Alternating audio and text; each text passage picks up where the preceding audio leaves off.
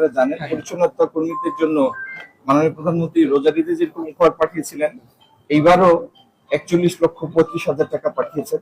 তার সাথে আরো 16,55,000 টাকা যোগ করে আমাদের সিটি কর্পোরেশনের প্রশাসক মহোদয় জনাব আব্দুল কাইম চৌধুরী প্রায় 1158 জন পরিচ্ছন্নতা কর্মী তাদের প্রত্যেকে উপহার পৌঁছে দিয়েছে।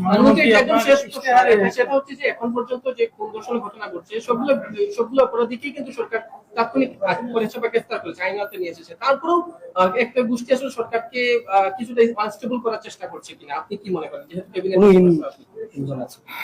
দেখেন, আপনি গণমাধ্যমে আছেন, সমাজের পালস বা কোথায় কি ঘটে, কার কি উদ্দেশ্য, এগুলি সব আপনারা জানেন। আমি আইন শৃঙ্খলা একটা সেন্সিটিভ ইস্যু, কারণ জনমনের আস্থা যদি না থাকে তাহলে অনেক কিছু ব্যাহত হয়। অপরাধীদের ধরার ব্যাপারে সরকারের বা আইন শৃঙ্খলা রক্ষাকারী বাহিনীর স্বরাষ্ট্র মন্ত্রণালয়ের কমিটমেন্টের যে ন্যূনতম কোনো অভাব নাই, এটা তো সবাই স্বীকার করবে। আর বিচারিক একটা প্রক্রিয়া আছে, আপনি ইচ্ছে করলেও পরের দিন কাউকে শাস্তি দিতে পারবেন না। তো সেই বিচারিক প্রক্রিয়ার মধ্যেই ডিএনএ রেজাল্ট, টেস্টের রেজাল্ট আনা ইত্যাদি আছে। এই জাতীয় যতগুলি ঘটনা ঘটেছে প্রত্যেকটার সুষ্ঠু বিচার সাপেক্ষে ইনশাল্লাহ দৃষ্টান্তমূলক শাস্তির ব্যবস্থা। এটাতে তো দ্বিমত করার কিছু নাই, কারণ যে ঘটনা আপনার আমার চোখের সামনে সেটা তো মানতে হবে। কথা হলো যে কত দ্রুত আমরা এখান থেকে পরিস্থিতির উত্তরণ করতে পারি। সিলেট সিটি কর্পোরেশনের আওতাধীন এলাকায় ফেস রিকগনিশন করতে সক্ষম। ফেস রিকগনিশন বলতে মনে করেন এক্স ক্যামেরা পয়েন্টে একজন অপরাধীকে শনাক্ত করা হয়েছে, তার ছবি নিয়েছে।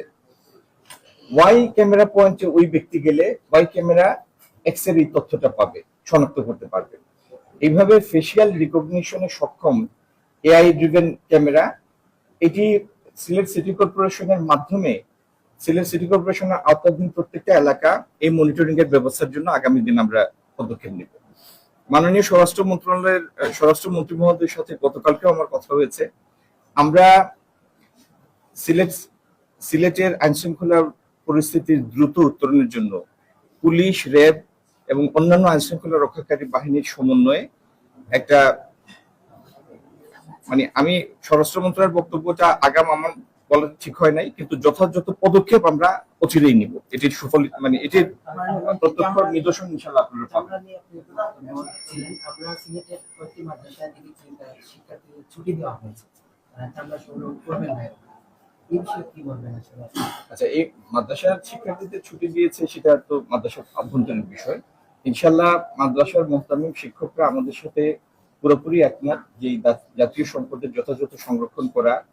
জাতীয় সম্পদ এটা তো সবার সম্পদ, আপনারা আমার সবার সম্পদ, এবং চামড়া যাতে নষ্ট না হয় সেই জন্য মাদ্রাসা, মুহতামিম শিক্ষক, মসজিদের ইমাম সাহেবরা, সিলেট সিটি কর্পোরেশন, জেলা প্রশাসন, মন্ত্রণালয়, সরকার সবাই আমরা তৎপর আছি। ইনশাআল্লাহ সবার সম্মিলিত সহযোগিতায় এই জাতীয় সম্পদের সংরক্ষণ। একটি সিলেটে একটি হাইটেক পার্ক হয়েছিল, সেটি এখনো পূর্ণাঙ্গভাবে চালু হয়নি। সেখানে আপনার কি নজর আছেন? সেটি চালু হলে অনেক কর্মসংস্থান হতে পারত। হাইটেক পার্কের অসুবিধাটা হচ্ছে এটি লোকালয় থেকে বেশ খানিকটা দূরে। আপনারা তো জানেন যারা ফ্রিল্যান্সিং করে বা সফটওয়্যার ডেভেলপমেন্ট করে অনেকেরই জল্লারপাড়ে যে মার্কেটটা, আমার নাম মনে আসছে না, বেস্ট ওয়ার্ল্ড নাকি মার্কেট, এটার উপরে অনেকগুলি সফটওয়্যার কোম্পানির ইয়ে আছে, অফিস আছে। তো এই হাইটেক সিটি নিয়ে তিনটা হাইটেক, কি বলে এটা, হাইটেক পার্ক, তিনটা হাইটেক পার্ক, এরকম তিনটা নিয়েই আমাদের সায়েন্স এবং টেকনোলজি মিনিস্ট্রি কাজ করছে। তো এটিকে আমরা কাজে লাগাবো। ঈদের পরে আমি আমাদের উপদেষ্টা মহোদয় জনাব রেহান আসাদ, ওনাকে নিয়ে আসবো সিলেটে এবং আপনাদের সামনে এনে হাজির করব, আমাদের পরিকল্পনাও হাজির করবো। হবে এখান থেকে যে সমস্ত বিচ্যুতি আছে, কি কারণে পর্যাপ্ত কৃষক আসে না বা আসবে না, তাদের কি লজিস্টিক অসুবিধা, এই জিনিসগুলি জানার জন্যই একটা পাইলট প্রকল্প। এই পাইলট প্রকল্প থেকে সমস্ত ত্রুটি বিচ্যুতি আমরা শিক্ষা নিব, তারপরে সেটা বড় আকারে